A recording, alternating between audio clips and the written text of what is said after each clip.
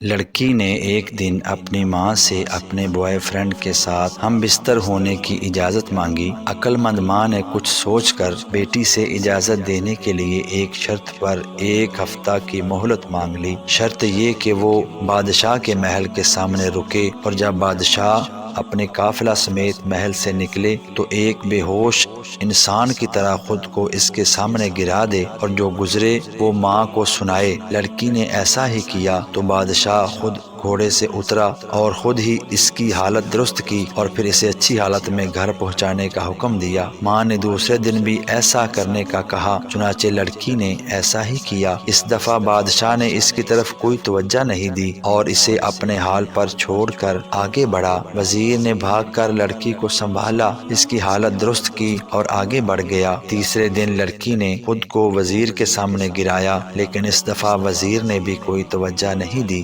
دستے کے کمانڈر نے آگے بڑھ کر جا کر اسے سنبھالا دیا۔ چوتھے دن ایسا کرنے پر کسی ایک سپاہی نے سنبھالا، کیونکہ کمانڈر نے آج اس کی طرف کوئی توجہ نہیں دی۔ پانچویں دن عام راہگیر نے اسے اٹھایا۔ چھٹے دن لوگوں نے پاؤں مار مار کر اسے راستے سے ہٹایا اور راہ چلتے بھکاری نے اسے سنبھالا۔ ساتویں دن انسانوں کی بجائے ایک کتا اس کے چہرے کو چاٹنے لگا۔ ماں نے بیٹی کو سمجھاتے ہوئے کہا کہ بالکل اسی طرح معاشرے میں جب کوئی گرتا ہے تو سب سے پہلے کوئی امیر شخص یا کوئی بگڑا امیر زادہ اس کی عزت نوچتا ہے، پھر اس کو اپنے سے کمزوروں کے لیے چھوڑ دیتا ہے۔ اسی طرح ہوتے ہوتے ایک دن وہ گلی کے کتوں لفنگوں کے لیے ایک سستا مال بن جاتا ہے۔ امید ہے چینل کو سبسکرائب ضرور کیجیے گا۔ اللہ حافظ۔